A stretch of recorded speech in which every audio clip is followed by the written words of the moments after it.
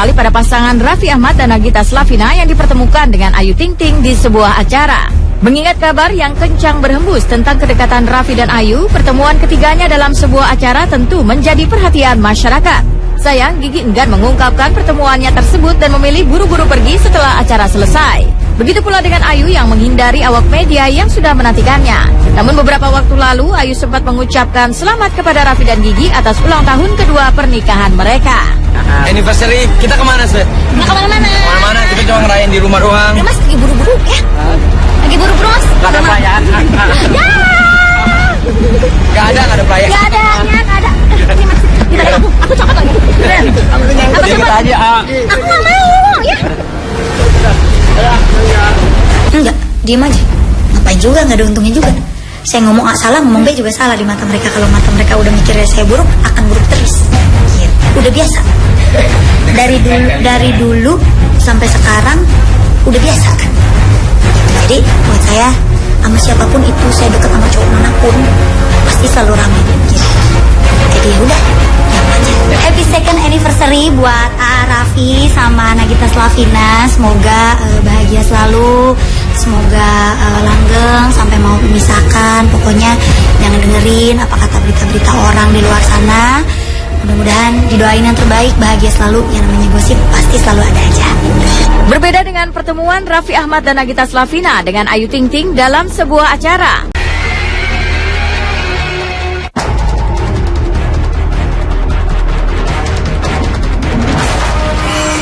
Memanas. Setelah membacakan pembelaannya beberapa waktu lalu, terdakwa Jessica Kumala Wongso kembali mengungkapkan pernyataan yang mengejutkan. Di depan persidangan, Jessica berbicara bahwa ia mendapatkan informasi dari seseorang bernama Amir yang mengaku melihat suami almarhumah Mirna, Arif Sumarko, bertemu dengan barista Cafe Oliver bernama Rangga dan memberikan bungkusan plastik hitam di kawasan Sarinah sebelum Mirna meninggal. Pernyataan Jessica tersebut membuat ayah Mirna, Darmawan Salihin, geram dan menganggap pihak Jessica melakukan fitnah terhadap menantunya. Sebuah fitnah ya yang dikeluarkan oleh dia kan. Orang apa namanya? Itu dia sendiri, orangnya itu kan datang ke Olivier begitu saja, ngaku-ngaku melihat Rangga dan saya di parkiran Sarinah ngasih uang dalam bentuk plastik gitu. Nah, waktu datang ke Olivier pun si Amir itu kan Rangga tuh mondar-mandir di depannya dia. Katanya kenal Rangga, pernah lihat Rangga. Nah itu Rangga mondar-mandir, dia nggak sadar itu Rangga, dia kan bohong. Terus tanggal 5 itu sendiri, saya kan sama sepupu saya. Saya sama sepupu saya lagi ngumpul bareng dari jam 1 sampai jam 6. Mereka sudah terbukti. Orang saya ada alibi kok. Apalagi Rangga, dia bilang Rangga ada sama mamanya di rumahnya. Sudah, itu sebuah tuduhan yang luar biasa sih menurut saya. Ya ini sekali lagi mereka seperti udah kehabisan akal, ya udah cari sana sini ya, tuduh sana sini gitu. Memang fitnah, nggak mungkin dong Arif itu cinta. Arif kan udah tahu bakalan urusan sama saya. Kalau dia memang bunuh Mirna istilahnya, saya tuh depannya si Otto, depannya Jessica, gue minta maaf sama dia, saya cium kakinya. Berarti Arif dong yang jahat. Logika Bang Otto yang ganteng. Nah sekarang Arif jadi kesel. Udah bininya meninggal, baik-baik, berdua Rangga kaget katanya nonton TV. Kata gue, Pak Edi, saya mau ke Polda. Apaan tuh? Saya diomong-omongin lagi gitu. Kan dulu udah saya beresin, saya udah kasih semua apa. Saya punya apa sih, kerja aja juga gaji saya cuma 3 juta, ya kan? Terus, lalu gimana? Lu urusannya ke sana sekarang ke Polda. Iya, saya lapor. Dia lapor nih berdua Arif. Nah karena bertemu dia bercerita begitu, maka Hidayat memberitahukan kepada Jessica, dia ada berita begini. Nah Jessica bilang, kalau begitu saya harus sampaikan kepada majelis hakim sesuai dengan permintaan hakim. Jadi akhirnya dia sampaikannya lah itu. Tapi karena itu kan bentuknya itu adalah bentuk rekaman, maka kami bantu menggantinya tadi malam. Dibacakanlah itu oleh Hidayat. Jadi ada fakta itu. Tapi apakah benar ceritanya Amir? Kita tidak tahu. Kita hormati dulu keputusan kita hormati proses persidangan ini. Nanti kita tunggu aja keputusan hakim bagaimana. Untuk urusan selanjutnya nanti kita akan berdiskusi dengan keluarga bagaimana langkah-langkah hukum. Terlepas dari pernyataan Jessica sebelum putusan pengadilan yang rencananya digelar 27 Oktober mendatang, ancaman hukuman penjara 20 tahun membayangi Jessica.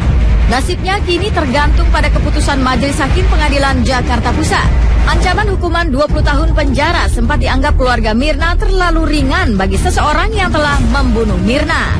20 tahun pasti keluarga pasti akan kecewa gitu loh. Itu kan Mirna tuh ya itu kan sudah dibaca tuntutannya dengan kejam, tidak mengakui perbuatannya, mengelak dari segalanya. Jadi kayak membuat susah malah, terus menuduh-nuduh orang dan hal-hal yang meringankan pun tidak ada gitu loh. Pas keluar 20 tahun kan wah luar biasa.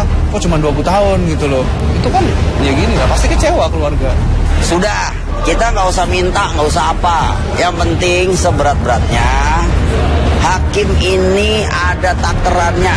Kalau orang bunuh orang secara sengaja dan sadis, kira-kira apa hukumannya? Itu aja udah. Nggak ada upaya untuk hakim, itu kekuasaan dia nanti. Kecuali nanti saya bisa banding atau gimana ya kan, kalau memang ini lihat aja. Ya, menurut kami rasa keadilan kami ya 20 tahun itu.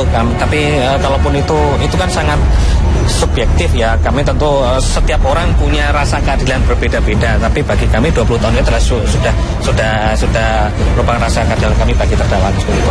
Dalam penilaian kami, terdakwa ini tidak mempunyai hal yang meringankan, sehingga kami tentu menuntut dengan ancaman hukuman maksimal. Di mana ancaman hukuman maksimal itu ada 3 macam.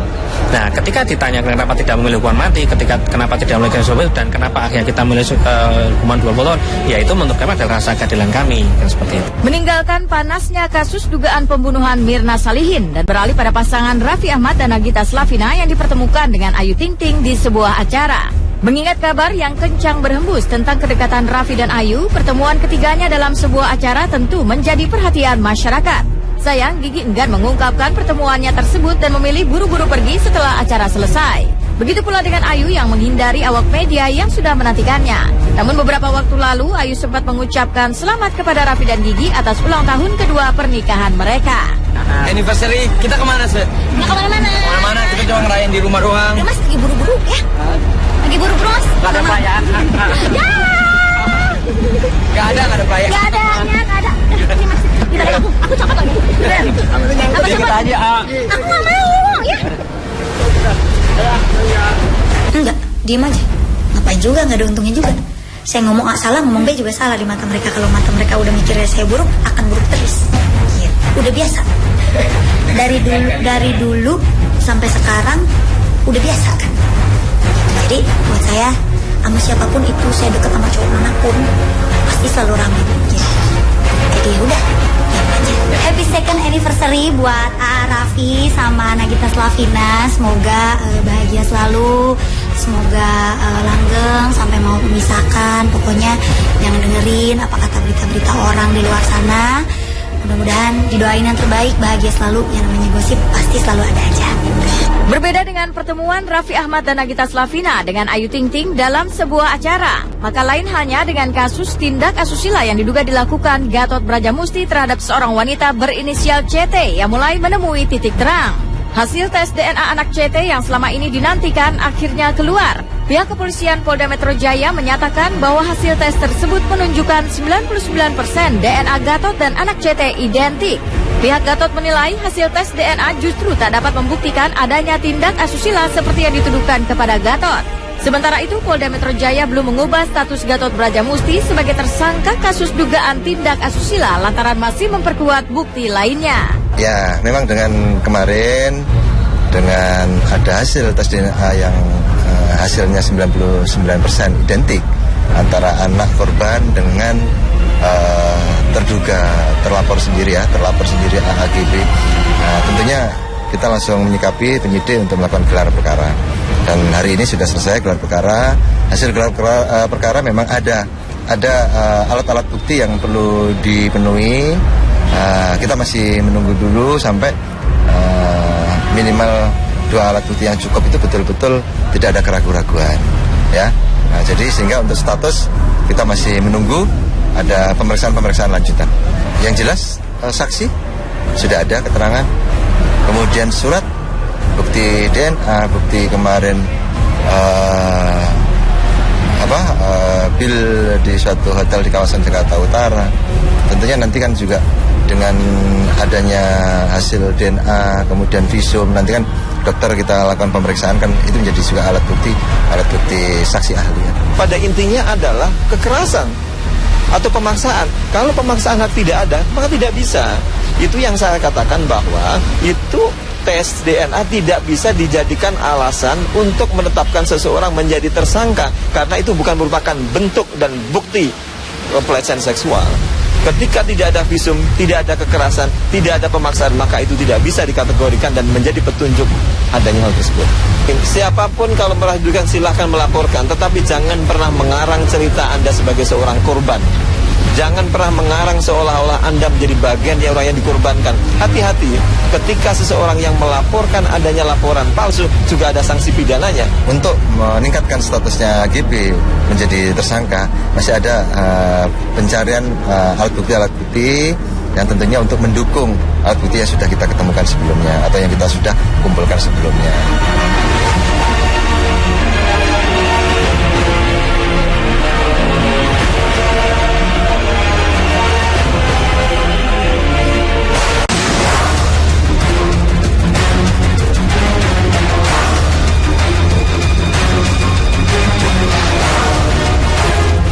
Meninggalkan video viral aksi positif polisi Aceh Besar, maka beralih ke berita tentang Semi Simorangkir. Berawal dari tuntutan Semi Simorangkir yang melaporkan label yang menaunginya dengan tuduhan penipuan, kini balik Semi yang disebut melanggar perjanjian kerja. Akibatnya ia dinyatakan kalah dalam persidangan dan diharuskan membayar kerugian sejumlah kurang lebih 8 miliar rupiah. Kasusnya kemudian terus berkembang. Perjuangan menuntut hak dan keadilan terus dilakukan Semi yang mengaku tak pernah mendapat sepeser pun royalti yang dijanjikan sesuai kontrak di tahun 2010.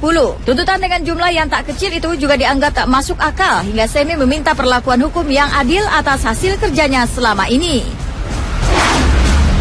Ya semua pakai jalur hukum lah. Jadi ya om saya bilang, ya kayak tadi om saya bilang nggak masuk akal.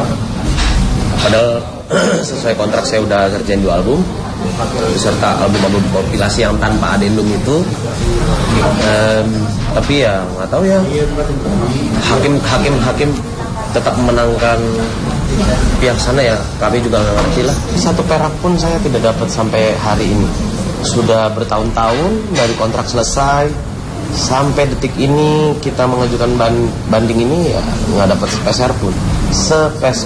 Waktu itu menurut kami 3 tahun 2 album itu sudah kami selesaikan. Tapi kenapa dia menyebarkan email itu ke anggota-anggota Asiri, ke label-label lain bahwa saya masih bermasalah. Itu menurut saya tindakan yang keji ya.